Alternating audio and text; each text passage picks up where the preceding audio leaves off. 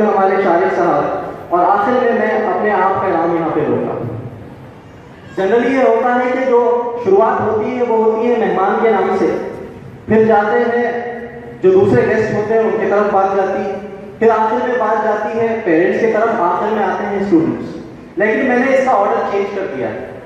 मैंने शुरुआत की है स्टूडेंट्स से, क्योंकि अगर आप इस प्रोग्राम की नौयत को देखेंगे तो ये प्रोग्राम खालिसतन स्टूडेंट्स के लिए, आपके लिए ऑर्गेनाइज किया गया है। और मैं इस प्रोग्राम को ऑर्गेनाइज करने के लिए एमएससी बीसीएल की टीम, यहाँ पे आए हुए जितने भी हमारे मेहमान हैं, उनका बहुत शुक्रिया अदा करता हूँ कि बिलखुसूस उन्होंने टाइम निकाला, उन्होंने ये प्रोग्राम ऑर्गेनाइज किया और इन नौनिहालों से, हमारे कौम के मुस्तकबिल से हमें मिलने का एक मौका सरफराज किया।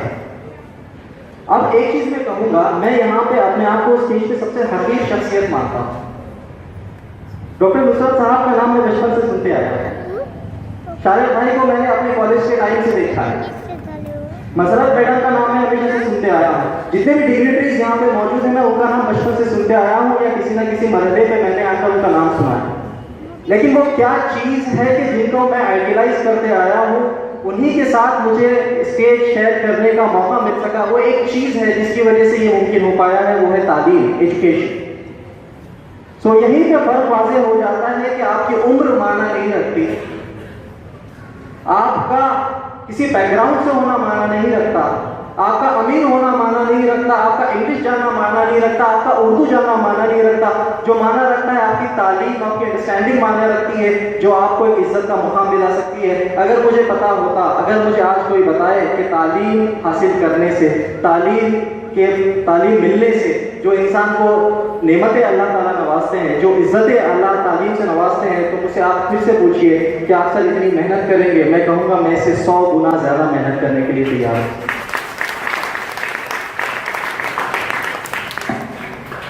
अब यहाँ पे जो स्टूडेंट्स बैठे हैं, ये उनके लिए बहुत अहम मरहला है।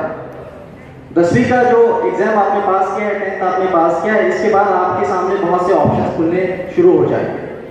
लेकिन मैं उन ऑप्शंस पे बाद में जाऊंगा। अभी मैं उन बातों पे ज्यादा फोकस करूंगा जो आप अभी तक करते आए हैं।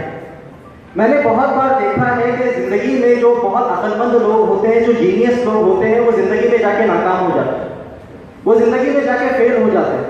क्यों? क्योंकि वो तालीम को हर चीज समझ लेते हैं। अल्बर्ट आइंस्टाइन खुद कहता है, education is what is there with you after schooling. School के बाद जो आपके साथ रह जाता है वो आपकी तालीम है। स्कूल में जो मिली वो तालीम नहीं मिली। तो आपको स्कूल ने क्या दिया? स्कूल ने कुछ आपको आदतें दी, स्कूल ने कुछ आपको प्रिंसिपल्स दी। और मेरी रिक्वेस्ट रहेगी यहाँ पे जितने भी स्टूडेंट्स मौजूद हैं जिन्होंने 10th पास किया है, जिंदगी में अगर कामयाब होना है तो उसूलों को अभी कायम रखना है। कॉलेज में जाने के बाद उसूलों को नहीं छोड़ना है। अक्सर ये देखने में आता है कि स्कूल में आपको पंक्चुअलिटी सिखाई जाती है, स्कूल में आपको क्लीनलीनेस सिखाया जाता है, स्कूल में आपको टीचर्स की रिस्पेक्ट सिखाई जाती है, स्कूल में आपको क्लास वर्क और होमवर्क अलग अलग रखना सिखाया जाता है, स्कूल में बड़ों की इज्जत सिखाई जाती है, पर्सनल हाइजीन के बारे में बात की जाती है। लेकिन जब हम आगे के दिनों में जब जाते हैं तो सबसे पहले जिन उसूलों को हम छोड़ देते हैं वो यही उसूल होते हैं। टीचर की इज्जत हमारी नजरों में कम हो जाती है, पंक्चुअलिटी का नाम पहले गायब हो जाता है, क्लास वर्क होमवर्क तो छोड़िए, लोग एक बुक में सारी इंजीनियरिंग कंप्लीट कर लेते हैं। तो मेरी यही रिक्वेस्ट रहेगी कि जो प्रिंसिपल्स आपको आपके स्कूल में सिखाए गए हैं, उन प्रिंसिपल्स को आपको बहुत अच्छे से होल्ड करना है। क्योंकि जब मैंने यूपीएससी की तैयारी शुरू की, जब मैंने इस तालीम की शुरुआत की, इस टारगेट को मैंने रखा, तो मुझे पता चला कि सबसे पहले शुरू के जो 2 साल, मुझे 7 साल लगे इस एग्जाम को क्लियर करने में। शुरू के 2 साल मुझे उन्हीं प्रिंसिपल्स को जिंदगी में वापस लाने के लिए मेहनत करनी पड़ी। तो अगर आप इन्हीं प्रिंसिपल्स को अभी से होल्ड करके रखते हैं, तो जैसे मैंने जिंदगी के 2 साल दिए हैं, आप लोगों को जिंदगी के 2 साल कम देने पड़ेंगे। तो यही से मेरा आपसे रिक्वेस्ट रहेगी कि आप आपकी जिंदगी की जो प्रिंसिपल्स आपको, जो सबक आपको सिखाए गए हैं, उन सब असबाब को आपको होल्ड करना है। अब मेरी स्टोरी में आपको मुख्तसरन सुनाऊंगा, उनसे चंद सबक हैं। मेरी स्टोरी में सबसे पहले मेरा स्कूलिंग जैसे बताया गया, Bihari national Urdu medium school से हुआ, उर्दू प्राइमरी और हाई स्कूल से हुआ है। मौलाना आज़ाद कॉलेज से मैंने जो है +2 किया है, 12th किया है, उसके बाद बीटेक इन फूड टेक्नोलॉजी किया है। अब इनसे 3 सबक मिलते हैं। सबसे पहला सबक ये है कि ज़बान आपकी तरक्की में किसी भी स्टेप पर रुकावट नहीं बन सकती। कोई भी मीडियम हो, कोई भी लैंग्वेज हो। मैंने ये एग्जाम, भले मेरा उर्दू मीडियम बैकग्राउंड रहा हो, लेकिन वो उर्दू मीडियम मेरे लिए फख्र का बास रहा है। साथ ही साथ अगर अंसार शेख की आप बात करें, अंसार शेख की आप बात करें, उसने मराठी ऐसा मीडियम से एग्जाम क्लियर किया। वहीं पे हमारे एक दोस्त है जिन्होंने तेलुगु ऐसा मीडियम से एग्जाम क्लियर किया है, कुछ मेरे दोस्त कश्मीरी ऐसा मीडियम से एग्जाम लिख रहे हैं। तो जबान आपकी तरक्की में किसी भी मरहले पर जाकर रुकावट नहीं बनेगी। तो अगर आप सोचते हैं कि मेरा फला मीडियम से बैकग्राउंड है, फला मीडियम से बैकग्राउंड है, तो आप जान लीजिए आपको कोई भी एहसास से कमतरी रखने की जरूरत नहीं है। जिंदगी में आपकी मेहनत जो रहेगी वो आपको कामयाबी दिलाएगी, जबान बस उसको सपोर्ट करेगी। तो पहला सबक ये। दूसरा सबक मेरा बैकग्राउंड।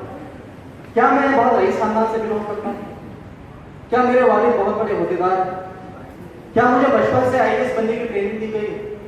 क्या मैंने डीयू, सेंट स्टीफेंस या फिर आईआईटी, आईआईएम या फिर कैम्ब्रिज और ऑक्सफोर्ड से तालीम हासिल की है और बाद में जाकर मैं एग्जाम क्लियर कर पाया हूँ? जब मैंने इस एग्जाम की तैयारी शुरू की थी तो मुझे मेरे मुंह पर कह दिया गया था कि बेटा तुमसे नहीं होगा, क्योंकि जो 8वीं 9वीं 10वीं से इसकी तैयारी करनी पड़ती है वो कॉलेजेस के, वो इंस्टीट्यूशंस के बच्चे इन एग्जाम को क्लियर कर पाते हैं जो बहुत आला इंस्टीट्यूशंस होते हैं, वही इंस्टीट्यूशन से एग्जाम को क्लियर कर पाएंगे। तो जब मैं सेलेक्ट हुआ, मैं आज ही जब वो लोगों से मिलता हूँ और उनको कहता हूँ कि सर आपने बोला था नहीं हो पाएगा, तो वही लोग कहते हैं कि बेटा तुमने हमें गलत साबित कर दिया।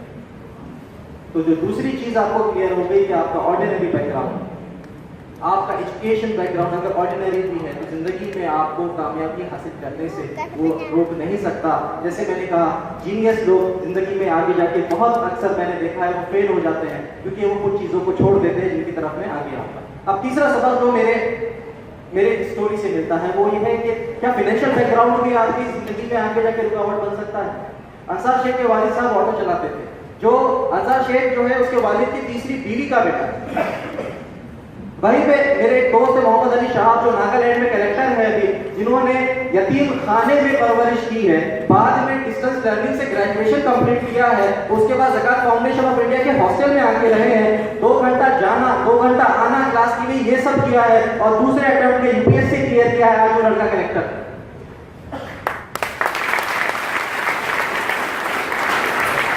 तो क्या कोई फाइनेंशियल बैकग्राउंड भी आपकी तरक्की की राह में रुकावट बन सकता है? नहीं, फाइनेंशियल बैकग्राउंड भी आपकी तरक्की की राह में रुकावट नहीं बन सकता। जो लोग फाइनेंशियली वेल ऑफ घरों से ताल्लुक रखते हैं, जो हम्बल बैकग्राउंड से ताल्लुक रखते हैं, उनके लिए तो खुशी है, उनके लिए मुबारकबाद है कि उनके लिए चंद मुश्किलें कम हो गई। लेकिन आपको ये जान लेना चाहिए कि आपकी जिंदगी में आपकी तरक्की के लिए आपका फाइनेंशियल बैकग्राउंड भी कोई रुकावट नहीं बनता। पर्सनली मैंने देखा है, मेरे ही दोस्त सलमान पटेल को जो औरंगाबाद से मुलम्बी से ताल्लुक रखते हैं, जिनके वालिद किसान हैं, और मैं ऐसे ही जानता हूँ बहुत से लड़कों को जिन्होंने बिल्कुल मामूली सा काम किया है और बाद में जाकर वो बड़े से बड़े ओहदों पर फाइज हुए। तो आपका फाइनेंशियल बैकग्राउंड भी आपकी जिंदगी में आगे जाकर आपके लिए रुकावट नहीं बनेगा। तो ये 3 स्टोरी मैं यहाँ पर अपनी स्टोरी नहीं सुनाऊंगा कि मैंने किन मुश्किलात का सामना किया है, उन मुश्किलात से जो महज निकल के सामने आया है, जो बातें मुझे जिंदगी में सिखाई है, मैं वो आपके सामने रखूंगा। और चौथी चीज मेरी स्टोरी में मिलती है वो है रोल ऑफ पेरेंट्स। 2011 में जब मैंने बीटेक कंप्लीट किया, उसके बाद मैं कनाडा जाना चाहता था, मैं एमबीए करना चाहता था इंटरनेशनल बिजनेस में। मैंने सारा प्रपोजल भी रेडी कर लिया था, लेकिन उस वक्त अगर मेरे वालिद मोहतरम नहीं आते, मेरे वालिद मोहतरम मेरे सामने यूपीएससी का ऑप्शन नहीं रखते, मेरे साथ में नहीं आते, मेरे साथ दिल्ली पुणे के चक्कर नहीं लगाते, साथ मेरा अगर सपोर्ट नहीं करते, अपना प्रोफेशन चेंज नहीं करते। आपको कई लोगों को पता होगा कि उन्होंने अपना प्रोफेशन मेरे लिए चेंज कर दिया। काबिश फाउंडेशन जो यहाँ पे औरंगाबाद में चल रहा है, मेरे वालिद साहब उसका एडमिनिस्ट्रेशन देखते हैं, वो मुझसे ज्यादा यूपीएससी में इन्वॉल्व हो गए हैं। अक्सर तो ये होता है कि कुछ नया अपडेट होता है, मुझे बाद में पता चलता है, मेरे वालिद साहब को पहले पता चल जाता है। तो मेरी स्टोरी में जो चौथी चीज और अहम चीज है वो है रोल ऑफ पेरेंट्स। कि पेरेंट्स का भी कितना अहम रोल होता है अपने बच्चों को तरक्की की मंजिल तक पहुंचाने के लिए। तो मेरी स्टोरी से आपको 4 सबक यहाँ पे मिलते हैं। अब चंद हैबिट्स जिनके तरफ मैंने आपको फोकस करवाया था, जिन पर आपको बिल्कुल पक्के से अमल करना है, जो जिंदगी में आपको कामयाब बनाएगी, चंद हैबिट्स से मैं जिसको एडलिस्ट करूंगा। सबसे पहली हैबिट जो है वो पंक्चुअलिटी है। जब आप पंक्चुअल रहते हैं, आप वक्त की कदर करते हैं, वक्त आपकी कदर करता है। जो इंसान वक्त की कदर नहीं करता, वक्त उसको पीछे छोड़कर चला जाता है। मैंने अक्सर देखा है जो लोग कामयाब होते हैं वो बहुत पंक्चुअल होते हैं, वो जिंदगी में बहुत पंक्चुअल होते हैं, वक्त की कदर करते हैं, वक्त को सही तरीके से इस्तेमाल करना जानते हैं। पंक्चुअल होने का मतलब ये नहीं है कि आप वक्त पे पहुंच गए। पंक्चुअल होने का मतलब यही होता है कि आपने वक्त के आने से पहले उसकी तैयारी शुरू कर दी। तो यहाँ पे पंक्चुअल होना मैं इस मायने में ले रहा हूँ कि आप आपके आने वाली जिंदगी के मुताबिक के मुताबिक अभी से पंक्चुअल हो जाइए, आने वाले वक्त की अभी से तैयारी शुरू करिए। जो दूसरी हैबिट या दूसरी चीज जिसकी तरफ मैं आपको फोकस कराऊंगा, सिंपल सिंपल चीजें, क्लीनलीनेस, सफाई। अब जनरली हमें तो बचपन से सिखाया गया है सफाई आधा ईमान है, बाकी आधा ईमान है, लेकिन हम अक्सर सोचते हैं कि वो बदन की सफाई है, घरों को साफ रखना है, लेकिन मैं यहाँ पे आपके अंदर आपको फोकस करवाऊंगा, अपनी सोचों को साफ रखिए, अपनी सोचों को साफ रखिए। आपकी सोच साफ रहेगी, आपके एक्शन साफ रहेंगे, आपके एक्शन साफ रहेंगे, आपके मामला साफ रहेंगे, आपके मामला साफ रहेंगे, आपका प्रोफेशन, आपका रिश्तेदारी साफ रहेगी, आपकी रिश्तेदारी, आपका प्रोफेशन साफ रहेगा, आपके जिंदगी में सुकून होगा। और मैं नहीं समझता जिंदगी में कितना भी बड़ा शोभा, कितना भी बड़ा पेशा, कितना भी पैसा इंसान को सुकून दे सकता है, वो आपकी साफ सोच दे सकती है। तो अभी से आपको फोकस करना है, साफ सोचों को रखिए। और जो इंसान अपनी सोच को बदलता है वो अपने मुस्तकबिल को बदलता है। हमें अपनी सोच बदलने की जरूरत है। मैं जब सर दिल्ली में था तो मुझे कहा गया कि औरंगाबाद तो बहुत पिछड़ा हुआ इलाका है, औरंगाबाद तो बहुत पिछड़ा हुआ इलाका है। वो समझ रहे थे मैं कि बिहार के औरंगाबाद से आया, यूपी में भी औरंगाबाद है। और आपकी इंफॉर्मेशन के लिए मैं बता दूं कि मुझे यूपीएससी की तैयारी के दौरान पता चला कि पूरे हिंदुस्तान में 168 औरंगाबाद, कितने 168 औरंगाबाद। तो उनमें से एक औरंगाबाद, जो बड़े हैं वो 3 है, लेकिन छोटे छोटे देहात में मौजूद है। तो मुझे जब कहा गया कि आप तो बहुत पिछड़े हुए इलाके से आए हो, तो मुझे वहां पर थोड़ा गुस्सा आया, फिर यहाँ तो थोड़ी ठेस पहुंची। मैंने कहा कि साहब मैं ऐसे शहर से बिलोंग करता हूँ, अगर रिलीजन का नाम ले तो मौलाना अब्दुल आलम मौजूदी जो औरंगाबाद से उन्होंने जमात इस्लामी कायम की और पूरे मुल्क में एक मजहब का एक जो आपकी तस्वीर थी वो बदलती। मैं उस शहर से बिलोंग करता हूँ। अगर आप लिटरेचर की बात करें, वली नकवी तो औरंगाबाद से ताल्लुक रखते हैं, जिन्होंने उर्दू की काया पलट दी। वहीं पे अगर आप पॉलिटिक्स की बात करते हैं, डॉक्टर रफीक जकरिया, जिन्होंने पॉलिटिक्स में कितना बड़ा काम अंजाम किया है। अगर हम फ्रीडम फाइटर की बात करें, औरंगाबाद से क्या कमी आपको नजर आएगी? आज अगर डॉक्टर्स की बात करें, औरंगाबाद के डॉक्टर्स का नाम मुझे दिल्ली में सुनाई पड़ता है। जो ट्रीटमेंट की अगर हम बात करते हैं, यहाँ के जो दूध हॉस्पिटल है, बजाज हॉस्पिटल, जितने प्राइवेट इंस्टीट्यूशन है, ये बहुत अच्छा काम दे रहे हैं। यहाँ के जो इंस्टीट्यूशन है, यहाँ पे उर्दू का जो बोलबाला है, जो न्यूज वाले जो काम कर रहे हैं, जो मीडिया हमारा काम कर रहा है, उसकी खबर आपको दिल्ली में सुनाई देगी। जितने ऑर्गेनाइजेशंस यहाँ पे काम कर रहे हैं, मैंने कहा कि क्या आपके शहर में एयरपोर्ट है? कहा नहीं। मैंने कहा मेरे शहर में एयरपोर्ट है, मैं इतने पिछड़े इलाके से बिलोंग करता हूँ, तो मैं उसी शहर से बिलोंग करता हूँ जहाँ की मिट्टी बहुत जरखेज है, जहाँ की तारीख बहुत सुनहरी है, जहाँ का मुस्तकबिल उससे भी ज्यादा सुनहरा होगा। डॉक्टर जफर महमूद साहब जो ज़कात फाउंडेशन ऑफ इंडिया के चेयरमैन है, वो औरंगाबाद आए। जब काबिश फाउंडेशन का इनॉग्रेशन हुआ, हमने उन्हें यहाँ पे लाया, ताज होटल में उन्होंने क़याम किया। तो वो जब यहाँ के लोगों से मिले, यहाँ के स्टूडेंट से मिले, तो उन्होंने एक बात कही कि मुझे यहाँ की मिट्टी बहुत सरफेस मालूम होती है। तो मैंने आज़ाद कॉलेज में भी कल ये बात कही थी कि सर मैं दिल्ली में पूरे ब्यूरोक्रेट्स के बीच में, मौलाना महमूद मदनी के बीच में और तमाम लोगों के बीच में ज़कात फाउंडेशन ऑफ इंडिया के प्रोग्राम में सूर्य होटल में ऐलान करके आया हूँ कि सर मैं आज आपके सामने औरंगाबाद मॉडल प्रपोज करता हूँ। मैंने आप सबके बदले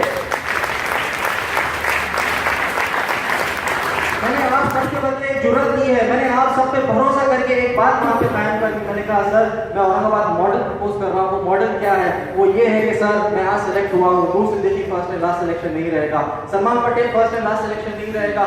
जब मैं रिटायर होऊंगा औरंगाबाद से इंशाल्लाह 40 और सिलेक्शन आपको मिल जाएगा। तो क्या ये चीज सिर्फ यूपीएससी की हद तक है? आप मेडिसिन सेक्टर में जाइए, आप एजुकेशन सेक्टर में जाइए, आप जर्नलिज्म में जाइए, आप इकोनॉमिक्स में जाइए, आप ड्रामेटिक्स में जाइए, आप स्पोर्ट्स में जाइए, आप लैंग्वेजेस में जाइए, आप हिस्ट्री पढ़िए, आप पॉलिटिकल साइंस पढ़िए। आपके सामने शोबे खुले हुए हैं। तो ना सिर्फ यूपीएससी बल्कि इंशाल्लाह जो औरंगाबाद जिसका मुझे ताना दिया गया था कि आप एक पिछड़े हुए शहर से ताल्लुक रखते हो, इंशाअल्लाह ताला वही औरंगाबाद ऑफिसर्स का शहर कहलाएगा, वही औरंगाबाद जो है सुनहरे अल्फाजों में लिखा जाएगा, वही औरंगाबाद जो कि एक वक्त इस मुल्क की जो है आपकी राजधानी हुआ करता है। तो हम उसको इंशाअल्लाह ताला अगर हम अज़्म करें, अगर यहाँ के स्टूडेंट्स अज़्म करें, तो इंशाअल्लाह हम उसको फिर से जो तालीम के मामले में हिंदुस्तान की राजधानी इसको बना सकते हैं। तीसरी चीज जिस पे आपको बहुत फोकस करना है वो है दोस्त। दोस्त बहुत अच्छे बनाएंगे। मेरी सक्सेस में अगर मैं जितना फैमिली का कंट्रीब्यूशन बताता हूँ, मेरी वालदा का, मेरे भाइयों का, मेरे बहनों का, लेकिन साथ ही साथ जो सबसे अहम रोल रहा है वो दोस्तों का रहा है। एक हदीस भी है कि इंसान अपने दोस्त के दीन पर होता है, यानी आपके जो दोस्त करते हैं, आपके दोस्तों से आपकी पहचान हो जाती है। किसी इंसान को अगर देखना है, अगर रिश्ता भी हम कहीं लेकर जाते हैं तो आप देखते हैं उसका दोस्ताना कैसा है। क्यों? क्योंकि जिसका जैसा दोस्ताना होता है उसका वैसे ही मिजाज होता है। तो याद रखिए, अपने दोस्त अच्छे बनाइए। मैंने मेरी खुशकिस्मती रही है कि खास तौर से कॉलेज की लाइफ में और अभी तक के हर साल मैंने एक बहुत अच्छे दोस्त को जिंदगी में ऐड किया है। दोस्त भी आपको कमाने पड़ते हैं और अच्छे दोस्त कमाने के लिए आपको स्किल्स, आपको एनर्जी, आपको खुलूस को सर्व करना पड़ता है। तो मैं कहूँगा आप अच्छे दोस्त बनाइए। 2015 की ही बात है, जब मेरा तीसरा अटेम्प्ट था, मैं प्रीलिम्स फेल कर गया, पहले स्टेप पे फेल कर गया। मैंने घर फोन लगाया, कहा कि पापा मैं ब्रेक लेना चाह रहा हूँ, छोड़ना नहीं चाह रहा हूँ, ब्रेक लेना चाह रहा हूँ। तो मेरे वालिद साहब ने मुझे कहा कि आप एक काम करो, 2 दिन का ब्रेक लो और अपने दोस्तों से बात करो, अपने दोस्तों से बात करो। वहीं पे मैं 2 दिन का ब्रेक ले चुका था, मैं अपने दोस्तों के साथ बैठा था। मैंने दोस्तों को कॉल लगाया, मेरे दोस्तों ने मुझे इतनी गालियां दी, इतनी उन्होंने बातें सुनाई, कहा कि हमें यकीन है कि तू निकाल लेगा, तुझे क्यों यकीन नहीं है कि तू नहीं निकालेगा। और एक दोस्त ने तो हद भी कर दी कि उसने दूसरे दिन शाम तक मेरे साल भर का खर्चा रियाद से मेरे अकाउंट में भेज दिया। क्या वो उसको क्या महसूस हुआ? उसको यकीन था, वो मेरे आज के 3 घंटे की फिक्र नहीं करता था, वो मैं आज का टाइम पास कैसे करूं फिक्र नहीं करता था। उसको फिक्र थी इसकी कि मेरा दोस्त आगे जिंदगी कैसे गुजारेगा। बेशक मैंने वो पैसे नहीं लिए, मैंने वापस कर दिए, मैं टिका रहा, लेकिन अगर मेरे वो दोस्त मेरे साथ में नहीं होते, मैंने अच्छे दोस्त कमाए नहीं होते, तो मैं नहीं समझता जिंदगी के इस मुकाम पर मैं आज खड़ा होता और आगे भी जिंदगी में कभी खड़ा रह पाऊंगा। तो आप अच्छे दोस्त बनाइए। चौथी चीज, गोल सेट कीजिए, गोल सेट कर लीजिए और क्लियर रहिए गोल के बारे में। जैसे जब मैंने बीटेक किया, उसके बाद मुझे एमबीए करना था, मैं उसमें भी क्लियर था, लेकिन जब मैं वो नहीं कर पाया, मेरे वालिद साहब ने कहा कि आप यूपीएससी की तैयारी करो, तो मैंने 7 साल सिर्फ यूपीएससी किया। मैंने कोई सिक्योरिटी के लिए डिस्टेंस लर्निंग में कहीं एडमिशन नहीं लिया, मैंने कोई मास्टर्स नहीं किया, मैंने कहीं पे भी जॉब नहीं की, मैंने पार्ट टाइम जॉब तक कहीं भी नहीं की, क्योंकि मेरा गोल क्लियर था और मुझे वही नजर आता था कि नहीं, अगर मुझसे कुछ होगा तो वो यूपीएससी होगा। बाकी इंशाल्लाह अगर ना भी हो तो जिंदगी में मैं इतने अल्लाह ने काबिलियत तो दे दी है, इतना मुझे अल्लाह के रज़ाक होने में भरोसा है कि अगर मैं यूपीएससी ना भी करूं, अल्लाह तो मुझे रिस्क कहीं ना कहीं से पहुंचा देगा। तो आपको आपका गोल क्लियर रहना चाहिए। गोल सेटिंग कीजिए, आपको जो बनना है सोचिए, अपने पेरेंट्स से बात कीजिए, एक्सपीरियंस होल्डर से बात कीजिए, जो करियर गाइडेंस जो करते हैं उससे बात कीजिए और उस गोल को सेट करने की कोशिश कीजिए। नेक्स्ट थिंग जिसकी तरफ मैं आपको फोकस करवाऊंगा वो है तालीम के साथ साथ एथिक्स पे बहुत फोकस कीजिए। तालीम के साथ साथ एथिक्स, और हमारा दीन हमें बहुत अच्छा एथिक्स के अंदर, अखलाकियात के अंदर, मामलात के अंदर बहुत आगे लेके जाता है। आप देखते होंगे एक आदमी है जो कि बहुत ऑर्डिनरी इसका स्कूल बैकग्राउंड रहा है, मेरे ही अपने स्कूल के दोस्त है जो 10वीं के बाद स्कूल छोड़ चुके थे, लेकिन वो जिंदगी में बहुत आगे जा रहे हैं क्योंकि उन्होंने एथिक्स को पकड़ लिया। वो बिजनेस में जब शामिल हुए तो ईमानदारी और पैसे के मामले में लेन देन में बहुत ही पक्के हैं, बहुत ही ईमानदार है। वहीं पे मेरे दोस्त हैं जिन्होंने अच्छी अच्छी डिग्री हासिल कर दी है, लेकिन वो करप्ट हो गए, मुझे अफसोस के साथ कहना पड़ता है वो करप्ट हो गए। तो वो ना उनकी कोई इज्जत बची है, ना ही उनका कोई इज्जत से नाम लेता है। लेकिन वही दोस्त जो जिंदगी में कामयाब हो रहा है, याद रखिए आपको जिंदगी में कामयाब होना है, अपने करियर में कामयाब नहीं होना है। और जिंदगी में कामयाबी आपको एथिक्स के थ्रू, अखलाकियात के थ्रू, कुछ प्रिंसिपल्स के थ्रू, जब आप वो प्रिंसिपल्स होल्ड करेंगे तभी आपको जिंदगी में जाके कामयाबी मिलेगी। तो आपको ना सिर्फ अच्छा टीचर बनना है, ना सिर्फ अच्छा डॉक्टर बनना है, ना सिर्फ अच्छा आईएएस बनना है, ना सिर्फ अच्छा एक प्रिंसिपल बनना है, एक जर्नलिस्ट बनना है, बल्कि आपको जर्नलिस्ट विद एथिक्स बनना है, डॉक्टर विद एथिक्स बनना है, टीचर विद एथिक्स बनना है। और एज अ मुस्लिम अगर आप चाहते हैं कि आपका दीन, आपके दीन की सरबराही हो, आपका दीन डोमिनेट करे, तो याद रखिए आप आपके दीन के चलते फिरते एम्बेसडर हैं। आप भले मुंह से बोले ना बोले, आपके एक्शंस बोल देते हैं। तो अगर आप आपके दीन की दावत देना चाहते हैं, अक्सर मेरे दोस्त कहते हैं कि मैं दावत देना चाहता हूं, मैं कहता हूं कि आप अच्छे प्रोफेशनल, जो आप भी जो भी प्रोफेशनल कर रहे हैं उसको अच्छे से अपना लीजिए, इंशाअल्लाह ताला आप उसके दाई और मुबल्लिग बन जाएंगे। तो आपको जो नेक्स्ट चीज जिस पे फोकस करना है वो है प्रोफेशन विद एथिक्स। जिस फील्ड में भी जाए एथिक्स को नहीं छोड़िए, और इंशाअल्लाह ताला टेम्पररी मॉनेटरी बेनिफिट तो आपको ठीक है, आपको नजर आएगा कि नुकसान हो रहा है, लेकिन लॉन्ग टर्म में अल्लाह ताला आपको जरूर कामयाबी देगा। नेक्स्ट चीज जिसकी तरफ मैं स्टूडेंट्स को फोकस करवाऊंगा वो है डू नॉट चीट। कभी चीट नहीं करना है। मैंने अपने एजुकेशन साइकिल में देखा कि चीटिंग धड़ल्ले से होती है, बिलखुसूस हमारी यूनिवर्सिटी एग्जामिनेशन हो, कॉलेज एग्जामिनेशन हो, यहाँ पे चीटिंग धड़ल्ले से की जाती है। बिलखुसूस यहाँ पे सप्लाई किए जाते हैं जेरोक्स शॉप्स, फेमस है इस नाम से कि यहाँ पे चीटिंग करने का सामान मिलता है, माइक्रो जेरोक्सेस मिलती है। लेकिन मुझे एक बात बताइए, चीटिंग करके आप धोखा किसको दे रहे हैं? एग्जामिनर को। वो तो एग्जामिनर का काम है, वो पेपर चेक करेगा, उसको आंसर दिखेगा, आंसर के मार्क्स दे देगा, चला जाएगा।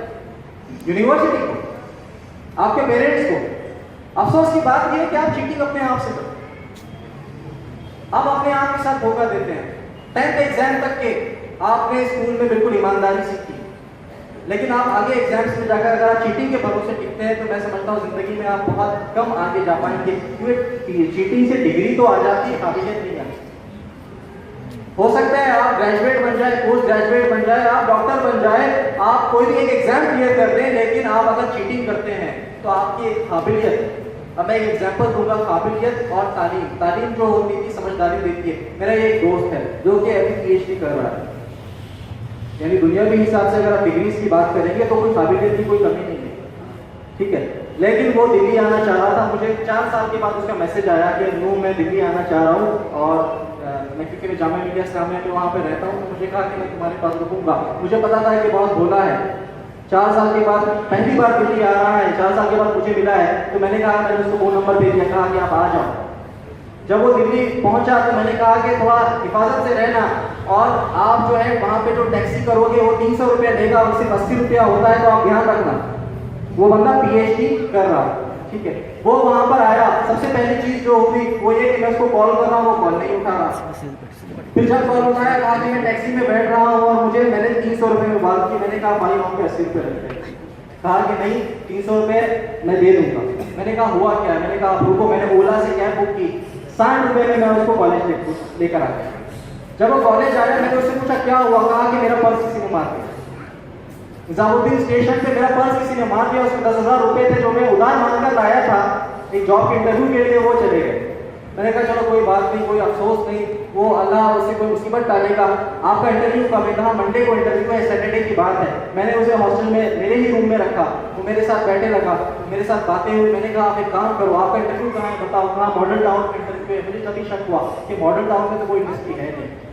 मैंने कहा कौन सा ईमेल आया है वो मुझे फॉरवर्ड करो। उसने मुझे वो ईमेल फॉरवर्ड किया। वो ईमेल जब मैंने देखा, मुझे देखते ही पता चल गया कि ये तो फेक है, ये झूठा है। मैंने उसी ईमेल को कॉपी किया और पेस्ट किया गूगल में। मुझे पता चला आज वही कंपनी उसी जगह पर टीसीएस का इंटरव्यू ले रही है, कल वही कंपनी उसी जगह पर गूगल का इंटरव्यू ले रही थी, परसों वही कंपनी उस पर टाटा स्टील का इंटरव्यू ले रही थी, वही कंपनी किसी और जो है कंपनी का इंटरव्यू ले रही थी। तो मुझे यकीन हो गया कि ये फेक है। तो आप सोचिए ऐसी तालीम का क्या फायदा? आप पीएचडी कर रहे हैं, क्या आप सच और झूठ को डिफरेंशिएट नहीं कर सकते?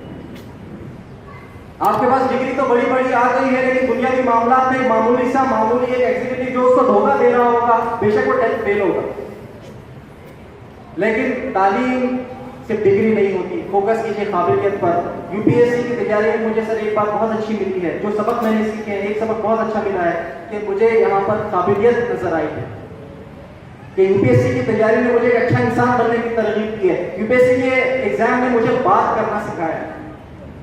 मैं आज आपके सामने तभी बात कर पा रहा हूँ जब मैं दिल्ली जाकर यूपीएससी के सेंटर में बैठकर 5 लोगों के सामने, 200 साल के एक्सपीरियंस वाले लोगों के सामने बात करके आया हूँ। तो आप मुझे आज खड़े कर दीजिए, कलेक्टर साहब से बात करा दीजिए, कमिश्नर साहब से बात करा दीजिए, आज मैं किसी के भी सामने बात कर सकता हूँ।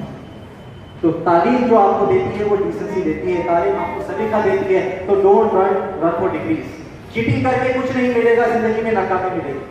तो अभी से आपने कुछ प्रिंसिपल्स बना लेने हैं और इंशाअल्लाह ताला जिंदगी भर इन प्रिंसिपल्स को सामने रखना है। नेक्स्ट चीज आपको जो करना है वो है सोच अफसरों वाली रखना है। अगर आप सोच अफसरों वाली रखेंगे, काम भी अफसरों वाले मिलेंगे। सोच दिहाड़ी वाले रखेंगे तो काम भी दिहाड़ी वाले मिलेंगे।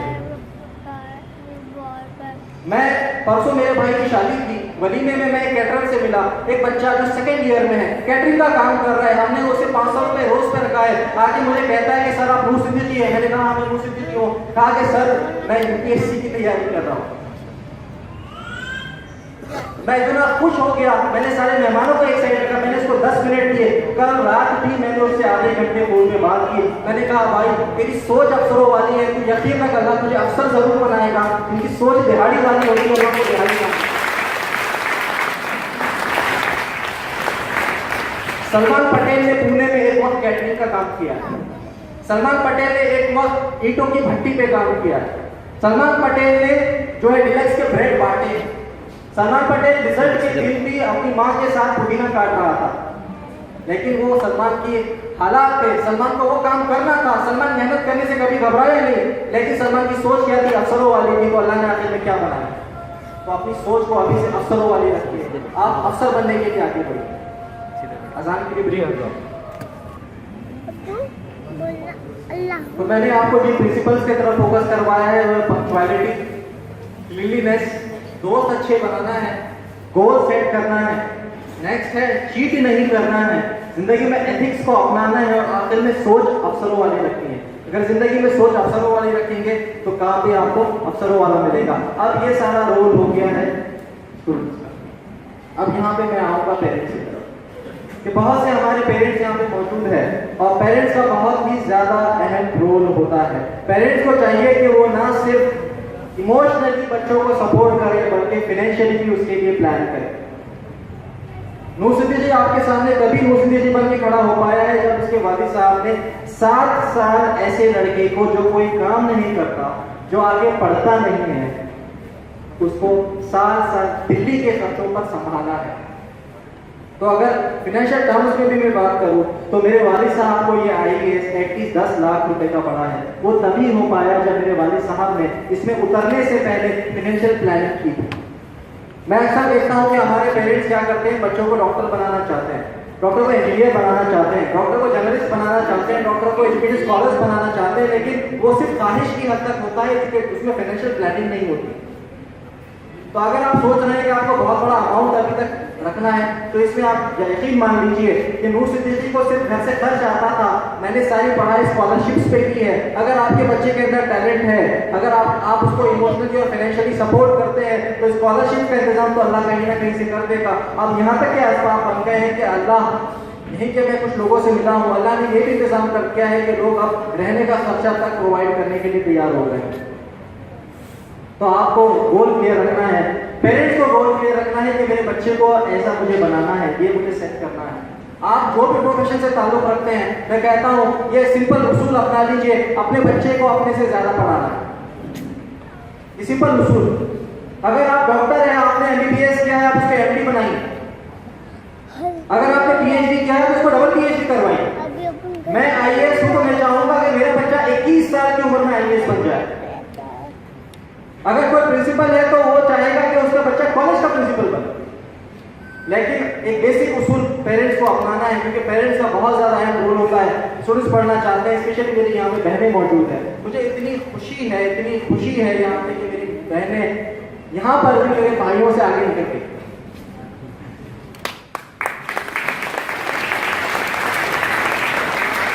आप देखिए दुनिया के जितने भी एग्जाम्स हो रहे हैं, UPSC के टॉपर्स को अगर आप देख लीजिए तो जितने भी साल, इस साल का छोड़कर पिछले साल भी लड़की ने टॉप किया, उससे पहले भी लड़की ने टॉप किया, उससे पहले भी लड़की ने टॉप किया। पिछले 6 साल में 2 बार लड़कों ने टॉप किया, 4 बार लड़कियों ने टॉप किया। तो जिस एग्जाम की तैयारी मैंने की है वहां पर भी वो पीछे छोड़ रही है। आपको एक बात बताऊंगा, बहुत मजे की बात है कि UPSC के हिस्ट्री में जो अभी 2011 के बाद से इंटरव्यू के मार्क्स अभी तक सामने आए हैं, UPSC की हिस्ट्री में जो इंटरव्यू लिया जाता है 275 मार्क का लिया जाता है, उसमें आज तक जो सबसे हाईएस्ट मार्क दिए गए हैं वो लड़की को दिए गए, वो भी एक मुस्लिम लड़की है। 2015 की बात है, जैनब सईद ने ऑल इंडिया हाईएस्ट 230 जो है मार्क्स लेकर आए हैं, जो आज तक का रिकॉर्ड है। तो मैं समझता हूँ कि आपके लिए तो वहां पर वेट कर रहे हैं, बस पहुंचिए, आपको सबसे अच्छे मार्क्स मिलने वाले हैं। मैं अक्सर कॉलेज के स्टूडेंट को कहता हूँ, बेटा आपको सिर्फ रिटन एग्जाम निकालना है, आप इंटरव्यू बोर्ड तक पहुंच जाइए। वो जानते हैं कि आप में पहले लड़की, ऊपर है मुस्लिम लड़की, पढ़ी हुई मुस्लिम लड़की, ग्रेजुएट मुस्लिम लड़की, पोस्ट ग्रेजुएट मुस्लिम लड़की, UPSC की तैयारी की हुई मुस्लिम लड़की, रिटन एग्जाम क्लियर हुई मुस्लिम लड़की, तो आपको 230 क्या वो 240 भी दे देंगे। आपको वहां तक पहुंचना है, आपको सोचना है। और मैं अपनी बहनों से कहूंगा, अपनी पहचान बनाना है, अपनी आवाज बनाना है। अगर आप अपने आप की इज्जत नहीं करेंगे, जमाना आपकी इज्जत नहीं करेगा। अगर इस साल की अगर सेकंड रैंकर को आप देखिए, अनु कुमारी उनका नाम है, जो कि मैरिड है, 2 साल का बच्चा है, 4 साल जॉब की है, काम करते करते UPSC की तैयारी की है और सेकंड अटेम्प्ट में ऑल इंडिया सेकंड रैंक पे कराया। बहुत से प्रोफेशन ऐसे हैं जो मैं समझता हूं सिर्फ मेडिसिन और टीचिंग की लड़कियों के लिए मखसूस नहीं है। अगर आप आपके लिबास को, अगर आप आपके अखलाक को, अगर आप आपके दीन को मेंटेन रख पाते हैं, तो सर मैं आईपीएस के अंदर मैंने लड़कियों को देखा है कि वो इस कदर शानदार तरीके से अपने दीन की दाई और मुबल्लिग बनकर काम करती है। और मैं समझता हूँ कि लड़कों से ज्यादा आसान लड़कियों के लिए ये एग्जाम्स क्लियर करना है। लड़कों का मसला होता है डिस्ट्रैक्शन, दोस्ताना। लड़कियों को मिलता है कंट्रोल्ड माहौल, बैठने की आदत होती है, पढ़ने की आदत होती है। और अगर काबिलियत के बारे में मैं कहूँ तो मैं माजरत से कहूँगा लड़कों से ज्यादा काबिल लड़कियां होती हैं। इसलिए कि लड़का क्या करता है, लड़का सिर्फ मिनिस्ट्री ऑफ एक्सटर्नल अफेयर्स है, बाहर के मामला तय करता है, ज्यादा से ज्यादा फाइनेंस मिनिस्टर बन के पैसा कमाकर लाकर घर में। लेकिन एक लड़की क्या होती है, वो मिनिस्ट्री ऑफ होम अफेयर्स की है, घर के सारे मामला। वो प्राइम मिनिस्टर भी बन जाती है, उसको जो पॉलिसी डिसीजंस लेने होते हैं, घर में क्या होगा, क्या लाना है, कैसे मैनेज करना है, वो भी होती है। फूड एंड डिस्ट्रीब्यूशन भी वही देख रही है, इंटरनल कॉन्फ्लिक्ट्स भी वही देख रही है। जो फ्यूचर प्लानिंग करनी है, कहाँ पे रिश्ते होने हैं, कहाँ पे मामला होने हैं, वो भी लड़की ही देख रही है। वो ना ही एक्सटर्नल प्रेशर को देखती, रिश्तेदारियों को मैनेज करना भी लड़की का ही काम है। लड़की का तो काम ही नहीं, लड़की मैनेज करती रिश्तेदारी। तो इतने सारे टास्क लड़के के हिस्से में आए हैं, क्या फाइनेंस, एक्सटर्नल अफेयर्स, लेकिन लड़की के हिस्से में बाकी सारे मिनिस्ट्रीज आ गई। और ऑलरेडी आप सब ये मैनेज कर रहे हैं, तो कितना ही अच्छा हो एक लड़की जो एक फैमिली को इतने अच्छे तरीके से मैनेज कर रही है, कल को वो औरंगाबाद की कलेक्टर बनकर आए। एक तारीख अभी भी रकम होना बाकी है, एक तारीख अभी भी रकम होना बाकी है। वो ये है कि नूर सिद्दीकी और शेख सलमान 1947 के बाद औरंगाबाद से फर्स्ट मेल सिलेक्शन और सेकंड मेल सिलेक्शन बने हैं। अभी एक फर्स्ट फीमेल सिलेक्शन होना बाकी है।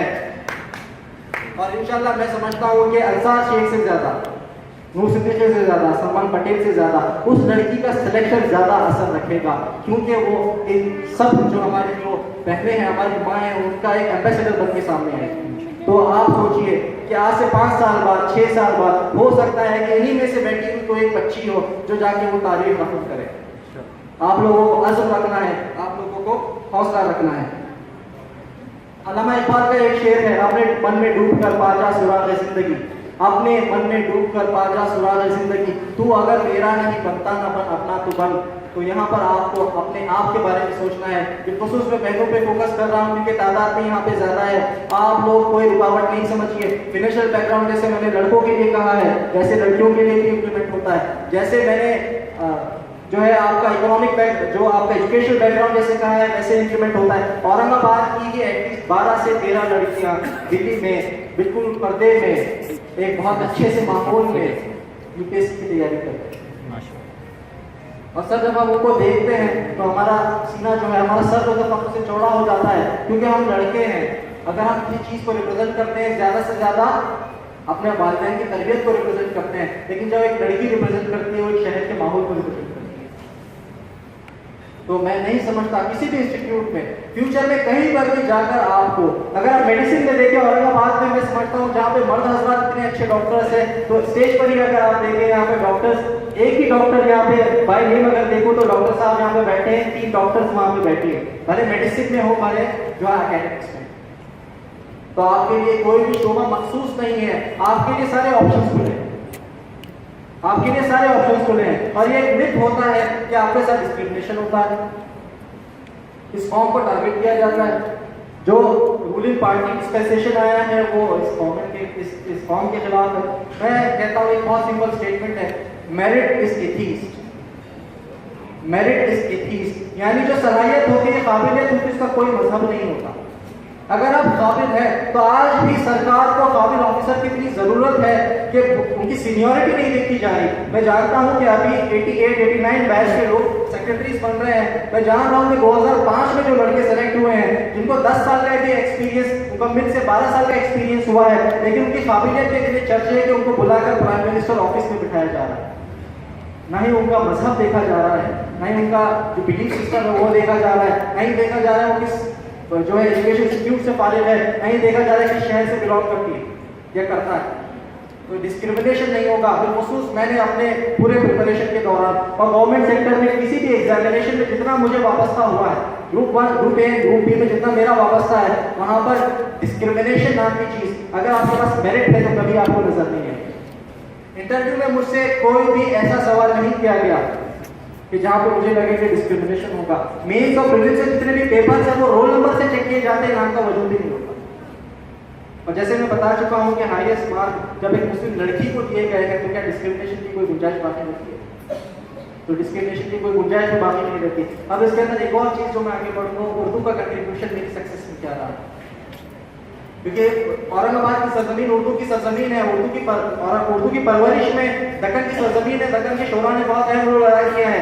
ऐसे ही मेरी अपनी सक्सेस में उर्दू का बहुत अहम रोल रहा है। और आज भी मैं जहाँ पर भी जाता हूँ मैं जानबूझकर उर्दू जबान में ही बात करता हूँ, चाहे वो पुणे में जाकर यूनिक अकेडमी के गणेश बिरला मंडल में ही बैठ कर मैं बात करूँ, जहाँ पे 16 लोगों ने मराठी और इंग्लिश में बात की, मैं उर्दू में बात करता हूँ, क्योंकि मुझे उर्दू से जो लगाव है, मुझे लगता है कि उर्दू के हम कल्चरल एम्बेसडर बन सकते हैं। उर्दू जिस तरीके से कनेक्ट हो सकती है वैसी जो फितरत जो है अल्लाह ने किसी और जबान को नहीं दी है। स्टीव जॉब्स ने एक थियरी दी है, कनेक्टिंग डॉट थियरी उसका नाम, यानी कि जिंदगी की कुछ चीजें आपको आगे जाके जिंदगी में ऐसे काम आएगी जो आपने कभी सोचा नहीं होगा। उर्दू मीडियम का साथ उर्दू मीडियम का जो मामला रहा मेरे साथ वही हुआ कि जब मैंने 10th तक तालीम हासिल की, उसके बाद अभी तक के मैंने उर्दू मीडियम से डायरेक्टली कहीं प्रोफेशनल डिग्री में कहीं तालीम हासिल की नहीं, मुझे उर्दू काम है। एक वक्त मैं सोचने लगा कि मैंने उर्दू से क्यों तालीम हासिल की, लेकिन जब यूपीएससी में ऑप्शनल सब्जेक्ट आपको लेना पड़ता है जो आपको आईएएस बनाता है, 2 पेपर्स होते हैं 250 मार्क के, जब मैंने उन ऑप्शनल सब्जेक्ट को सेलेक्ट करना चाहा तो मेरी नजर गई पॉलिटिकल साइंस पर, मेरी नजर गई जो है आपको पब्लिक एडमिनिस्ट्रेशन पर, हिस्ट्री पर, जब तभी भी मैंने उर्दू को नहीं देखा। लेकिन मैंने कोचिंग भी ले ली, पैसे भी भरे, और 1 साल करने के बाद जब मैं लिखने गया तो मुझे पता चला मुझे बहुत अच्छे से मार्क्स नहीं आ रहे हैं, तो मैंने सोचा कि कोई और ऑप्शन देखते हैं। तब मुझे मेरे दोस्त ने कहा यार तुम उर्दू क्यों नहीं है, तो मुझे लगा कि उर्दू की तो कोई यूटिलिटी है ही। फिर जब मैंने उर्दू की तरफ देखा मुझे पता चला 50% तो मैं ऑलरेडी स्कूल में पढ़ चुका हूँ, और मेरी राइटिंग स्किल्स इसमें काफी अच्छी है, मुझे मार्क्स आ रहे हैं। और हकीकत ये है कि उर्दू को एज एन ऑप्शनल लेके मैंने 3 बार यूपीएससी का मेंस लिखा है, जिसमें 2 बार मैं उर्दू का ऑल इंडिया टॉपर रहा हूँ।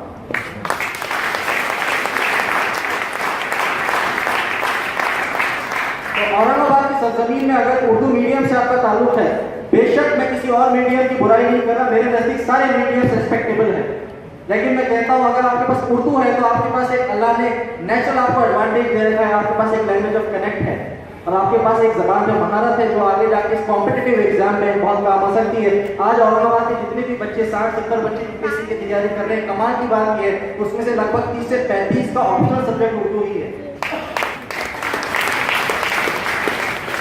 तो उर्दू से जो मेरी वापसगी रही है वो आगे जाके मेरे लिए हेल्पफुल साबित हुई है। आपकी जिंदगी में आपको अगर लगता है कि ये चीज आपने क्यों की, तो याद रखिए कनेक्टिंग डॉट थियरी प्लान करने वाला अल्लाह है। आप सोचते हैं अभी के लिए, अल्लाह आगे के लिए सोचते हैं, वो जिंदगी में आगे जाकर आपको कभी भी कामयाब, जो अभी कभी भी आपके काम में आ सकता है। जो लास्ट थिंग जिसकी तरफ मैं फोकस करूंगा वो है करियर ऑप्शंस। नूर सिद्दीकी यहाँ पे ऐसे सेलेक्टेड कैंडिडेट आया है, इसका मतलब ये नहीं कि अब आपको सबको यूपीएससी करना है। यहाँ पे डॉक्टर साहब अगर बैठे हैं तो आपको जरूरी नहीं कि सबको डॉक्टर बनना है, मैडम यहाँ पे बैठी जरूरी नहीं सबको डॉक्टर बनना है, यहाँ पे हमारे एकेडमिक से बैठे हैं जरूरी नहीं आपको एकेडमिशियंस बनना है, जर्नलिस्ट आए जर्नलिस्ट बनना है, आपको वो बनना है जो आपको आपका ख्वाब है, यानी जो आपने खुद सोचा है। आप किसी ख्वाब को सोचिए और उसकी ताबीर में नहीं जाइए। और ये जनरेशन जो खासतौर से जनरेशन ये बहुत लकी जनरेशन है, आप जो भी बनिए, आप जो भी बनिए, आप चाहे डॉक्टर बनते हैं, आप इंजीनियर बनते हैं, आप आईएएस बनते हैं, तो आप याद रखिए आपको बहुत सुनहरा मौका है। 2050 में 2060 में जाकर हमारा मुल्क सुपर पावर बनने वाला है, दुनिया को लीड करने वाला है। अगर आप एक माहिर डॉक्टर बनते हैं, एक माहिर इंजीनियर बनते हैं, आईएएस ऑफिसर बनते हैं, तो 2050-60 में इंशाल्लाह आप रिटायर होंगे। उस वक्त आप आपकी करियर की पीक पर होंगे और उस वक्त हिंदुस्तान मुल्क को लीड करेगा। तो आपको मौका है, आज आप कोई माहिर पेशा अपना लीजिए, इंशाल्लाह ताला ना सिर्फ इस मुल्क की बल्कि दुनिया की किस्मत भी आपको रख करने का मौका मिलेगा। तो मैं ना सिर्फ आपको आज की बात कर रहा हूँ बल्कि मैं 2050-60 की बात कर रहा हूँ कि अगर आप आईएएस बनते हैं तो 2050 में मैं रिटायर होऊंगा सर 2050, मेरी जो रिटायरमेंट एज है 2050, तो मैं यकीन जानता हूँ, मुझे अपने मुल्क की एबिलिटीज पे इतना यकीन है कि 2050 में हमारा मुल्क दुनिया का सुपर पावर रहेगा, एटलीस्ट बड़ी पावर बन के रहेगा, और उस बड़ी पावर के बड़े ऑफिस में मैं बैठा हुआ रहूंगा। ये गोल्डन अपॉर्चुनिटी इस जनरेशन को हासिल है, तो इस अपॉर्चुनिटी को कैश कीजिए। दूसरा, गवर्नमेंट सर्विसेज की तरफ आइए। गवर्नमेंट सर्विसेज से फायदा क्या होता है? आपको एक्सेसिबिलिटी टू रिसोर्सेज हासिल होती है। अगर आप एक अच्छे डॉक्टर हैं, अगर आप अच्छे टीचर हैं, अगर आप अच्छे इंजीनियर हैं, तो आपका दायरा थोड़ा महदूद हो जाता है। आप एक शहर की हालत सुधार सकते हैं, आप एक मदरसे की हालत, एक इंस्टीट्यूट की हालत सुधार सकते हैं। लेकिन अगर आप एक अच्छे कलेक्टर बन जाते हैं, आप एक गवर्नमेंट ऑफिस में अगर आप एंटर हो जाते हैं जहाँ पे आपके पास एक्सेसिबिलिटी टू रिसोर्सेज हो जाती है, तो आप इस मुल्क की पॉलिसीज बना सकते हैं। एक एग्जाम्पल दूंगा, मैं अक्सर ये एग्जाम्पल कोट करता हूँ। मेरे दोस्त है राजेश पॉन्टी, 2010 में उनका सिलेक्शन हुआ है, तेलंगाना बैच से ताल्लुक रखते हैं। सेकंड अटेम्प्ट में उन्होंने यूपीएससी 10th रैंक लेकर आया। वो कहते हैं जब मैं तैयारी करता था मेरा अपना बैंक अकाउंट नहीं था, मेरा अपना कोई बैंक अकाउंट नहीं था। मेरे दोस्तों के बैंक अकाउंट में पैसे आते थे और मैं उससे पैसे निकाल लिया करता था। लेकिन हुआ ये कि जब मैं यूपीएससी सेलेक्ट हो गया और जब जिंदगी में पहला चेक साइन करने की बारी आई, तो जो पहला चेक मैंने जिंदगी में साइन किया वो 100 करोड़ रुपए का था। तो वो 100 करोड़ बेशक उसकी अपनी जाती नहीं थे, वो 100 करोड़ का काम करने का अहम हो गया। तो एक मिडिल क्लास फैमिली, एक मिडिल क्लास बैकग्राउंड, क्या हम लोग 10 लाख की आसानी से देख पाते हैं? इतने कम वक्त में अगर आपको कहीं एक्सेसिबिलिटी टू रिसोर्सेज मिलती है, वो इन्हीं गवर्नमेंट सर्विसेज में मिलती है। गवर्नमेंट सर्विस का हिस्सा बन जाइए, पॉलिसी मेकर्स बन जाइए, पॉलिसी टेकर्स के। हमारा मसला ये होता है कि हम पॉलिसी टेकर्स बन जाते हैं। अगर आप गवर्नमेंट की तरफ पॉजिटिव रुझान रखेंगे, आप गवर्नमेंट का हिस्सा बनने के लिए तैयार हो, डॉक्टर बनिए, मेडिकल सर्विसेज बनिए, आप एकेडमिशियन बनिए, यूजीसी का हिस्सा बनिए, आप गवर्नमेंट की पॉलिसी मेकिंग टीम में आइए, सोशल वर्कर बनिए, तो डिस्ट्रिक्ट पॉलिसी जो कमिटीज होती है उसके अंदर आप हिस्सा ले लीजिए। अच्छा इंजीनियर बनिए तो इंजीनियरिंग काउंसिल आप ज्वाइन कर लीजिए, उसके इंडियन इंजीनियरिंग सर्विसेज आप ज्वाइन। तो कोई भी बड़ा पेशा है उसकी गवर्नमेंट में कहीं ना कहीं वैकेंसी खुली होती है, उन एग्जाम्स के लिए तैयार हो जाएंगे और कंपटीशन से नहीं डरिए। अगर आप कंपटीशन से डरेंगे, क्योंकि ये जमाना है कंपटीशन का। मैं हमेशा चाहता था कि स्टेट सीटी से बचूं, मैं चाहता था AIEEE से बचूं, मैंने कोई भी एग्जाम नहीं किया, लेकिन किस्मत में मेरे सबसे बड़ा कंपटीशन लिखा हुआ था और अल्लाह की मदद रही, मैं कामयाब हो पाया। तो जितनी जल्दी आप कंपटीशन का हिस्सा बनेंगे, उतने जल्दी आप उससे ज्यादा फैमिलियराइज हो जाएंगे और इंशाल्लाह आप जिंदगी में जाके कामयाब हो जाएंगे। IIT और IIM के बच्चे इस एग्जाम को क्यों जल्दी से क्लियर कर देते हैं? क्यों जल्दी क्लियर कर देते हैं? आपने देखा होगा IIT किया, यूपीएससी निकाल दिया, MBBS किया, यूपीएससी निकाल दिया। क्यों? क्योंकि उनको कुछ हैबिट्स जो है इंटरकेट हो जाती है, कंपटीशन के वो आदी होते हैं। सेकेंड चीज, उनमें बैठने की आदत होती है, उनके लिए बस किताबें बदल जाती हैं। पहले वो इंजीनियरिंग की किताब पढ़ रहा था, आप वो यूपीएससी की किताब पढ़ रहा है। पहले वो मेडिसिन की किताबें पढ़ रहा था, आप यूपीएससी की किताबें पढ़ रहा है। तो वो तब हो पाता है जब वो पहले से कंपटीशन का आती है। तो आप लोगों को कंपटीशन अवॉइड नहीं करना है, गलतियां कीजिए, कोई भी माहिर नहीं होता, गलतियों से ही सब सीखते हैं। मैंने इस कामयाबी से पहले 14 बार नाकामी देखी, 14 टाइम्स। लेकिन अगर आप मुझे पूछे कि इस कामयाबी का टेस्ट क्या है, अल्लाह ने कितनी इज्जत से नवाजा है, तो मैं कहूंगा कि अगर मुझे 100 बार भी नाकाम होना पड़े तो मैं उसके लिए तैयार हूं।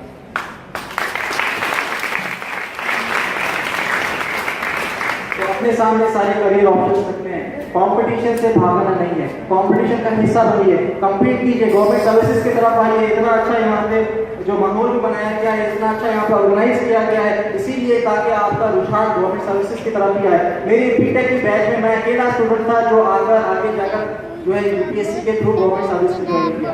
मेरी बैच में जितने भी 50% स्ट्रेंथ जो थी वो मुस्लिम लड़कों की थी, बाकी जितने भी 50% है मोरलेस सब कहीं ना कहीं गवर्नमेंट के डिपार्टमेंट्स में जाके बैठे हैं। लेकिन जब मैं कहता हूँ कि आप यूपीएससी की तैयारी करो, आप आईएएस की तैयारी करो, आप एमपीएससी के लिए बैठो, आप जो है आरआरबी के लिए बैठो, रेलवेज के लिए बैठो, लेकिन रुझान ये है कि उसमें से मैं अकेला सिर्फ आकर यहाँ पे बैठ पाया हूँ, बाकी हमारा एक नेगेटिव एटीट्यूड होता है।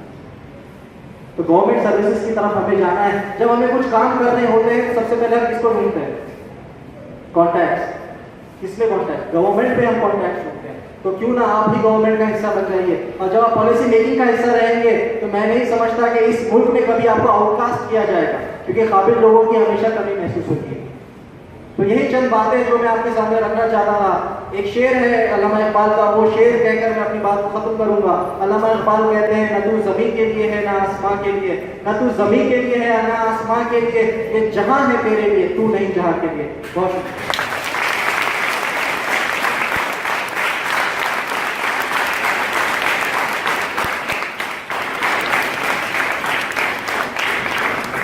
शुक्रिया।